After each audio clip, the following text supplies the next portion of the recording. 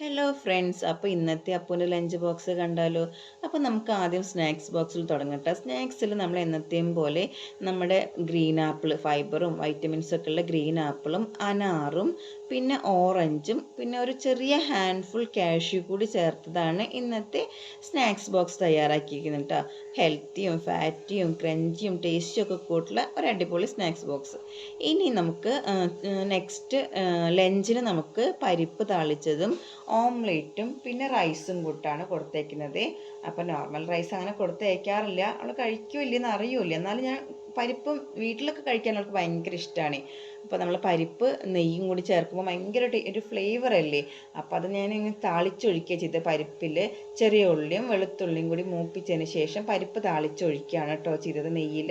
അപ്പോൾ നല്ലൊരു മണം കൂടി ഉണ്ട് കേട്ടോ അതിന്. പിന്നെ അത് കൂടെ ഒരു ഓംലേറ്റും കൂടി കഴിച്ചിട്ട് അവൾ കഴിക്കുമെന്ന് വിചാരിക്കുന്നു. ഇനി നമുക്ക് അവൾക്ക് കുടിക്കാൻ വേണ്ടി ലേശം ജീരക വെള്ളം ആക്കി കൊടുക്കാം ഉള്ള ബോട്ടിലിൽ കേട്ടോ. അപ്പോൾ ജീരകം കൂടി ആക്കി കൊടുക്കുമ്പോൾ ജീരകം നല്ല ഡൈജഷൻ അവൾക്ക് നന്നായിട്ട് ശരിയാവുകയും ചെയ്യും, പിന്നെ ഭയങ്കര ഫ്രഷ്നെസ്സും കിട്ടും കേട്ടോ.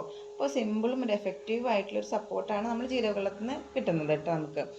ഇനി അവൾക്ക് എപ്പോഴും ഞാൻ ശ്രദ്ധിക്കാറുള്ളൊരു കാര്യമാണ് ഹെൽത്തി മീൽസ് തയ്യാറാക്കണം എന്നുള്ളത്.